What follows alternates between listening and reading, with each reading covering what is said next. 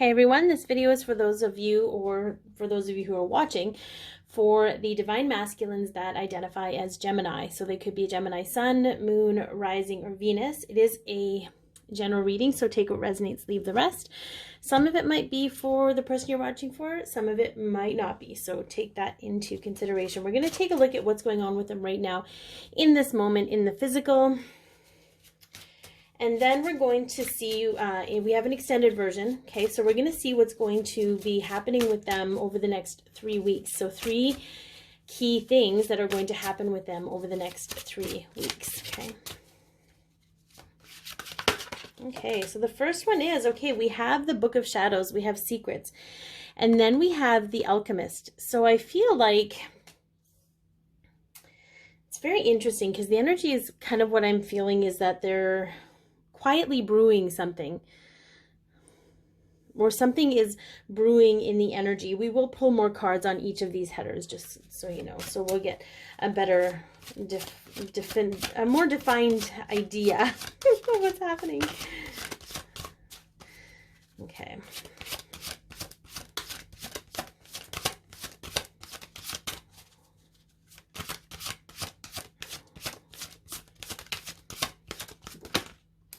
Okay, so we have the Watchtower of the East, okay, and we have intention. So I feel like the Watchtower of the East is about springtime, about things becoming anew, a fresh start, okay, and then we have intention. So I feel like the group of this divine masculine group, they have intentions of starting anew. That's kind of where their energy is, their intentions are right now, okay.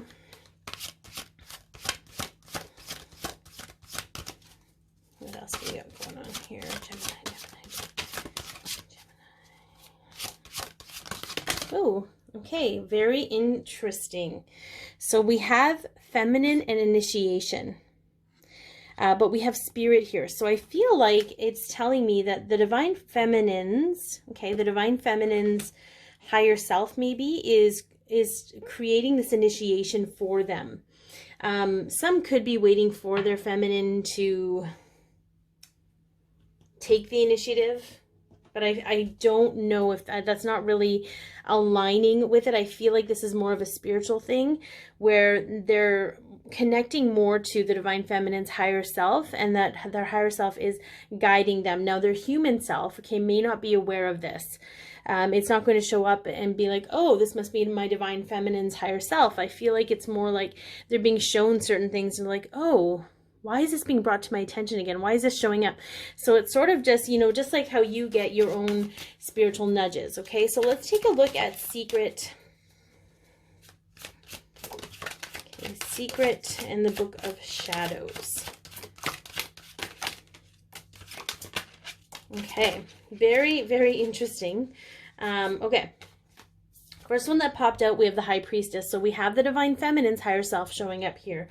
Again, the second one that came out that was flipped way over here, okay, the Three of Swords, right? So there's some kind of heartache or heartbreak that's been experienced, and we have the Lovers here in reverse, okay? So there could be a lot of fear for the divine feminines in this collective around, how do I put this? Around trusting the masculine, okay? They feel like they aren't trusted, maybe because of heartache that has been experienced, okay? Because we also have the Star, but it's in reverse, okay? But we also have that paired with Judgment, so awakening. So I feel like there's some clarity around this, because here we have the Emperor. So it's telling me that everything they're going through right now is leading them to their Emperor energy, to stand in their divine masculine power in the physical as their human self. But at the moment, there's a lot of indecisiveness because of the pain. There's a lot of like waiting for the other shoe to drop. So the hope is so, and you have to remember, they also reflect what you're fearing, okay? So if you haven't dealt with this, know that it's coming up to be dealt with, feminines. But I feel like they're being shown certain things, okay? It's it's an alchemy of things. It's sort of like cause and effect, right? The physics of things, and I feel like they're being shown certain things around that. So what that means for them yet, we're not quite sure. Let's take a look at this spring. Okay, look at that. Yeah, so we have the Hermit, okay, going within, seeking your wounds to heal. The Nine of Cups, okay, bliss, wishes fulfilled, happiness, okay, that's what they want. Well, okay, yeah, the Three of Wands, waiting for your ship to come in though. Okay, yeah, came out with the Empress. So it's almost like what I'm getting here, feminines, for those of you whose divine masculines are Gemini. And I say he, by the way, I need to preface that it doesn't matter if they're male or female, or they're transgender. It doesn't matter. Gender, physical gender doesn't matter. They identify as the masculine energy, okay? So what I get with this is they're waiting for an olive branch to be like, it's okay to move forward. And the thing is, and what's coming up is the feminine still needs to accept and love the masculine for who he's choosing to be. That's the state of unconditional love. But as long as, and this isn't for all the feminines watching, there are some though that expect the masculine to apologize before they can give an olive branch. Okay, there's going to be some stagnation here. Okay. All right, so we have, yeah, the Five of Cups. They're definitely sort of crying about something that happened in the past. And then we have the Ace of Wands. Okay, so we have passion here. We have a lot of really intense emotions. So it tells me that I feel like as long as those intense emotions, the emotions of blame, the emotions of hurt stay, it makes it very difficult for either one of you to move forward. But they're recognizing this. There's an awareness here. So let's kind of get to this feminine spirit initiation thing. And that could be it. Maybe it's about you offering an olive branch, right? So we have the Two of Pentacles. But in order to do that, okay, in order to offer that olive branch, you have to be willing to forgive. You have to be willing to forgive yourself for harboring those feelings, or what have you. Forgive them. It doesn't mean that you're condoning their behavior. It just means that you're not going to take responsibility for their behavior, and you're not going to take responsibility for their healing. It kind of actually releases you to heal yourself, and in doing so releases the masculine to heal themselves. Okay, the Two of Pentacles is about a decision that needs to be made in the physical. So in example, change is coming. Okay, trying to juggle too many options or too many what ifs. Okay, so yeah, we got the Two of Swords here. Okay, almost afraid to make a decision because we have the Sun here on the bottom, which is normally clarity. But being blind to the outcome, so being afraid to move forward and being forced to trust their intuition, okay, being forced to trust their intuition to move forward regardless.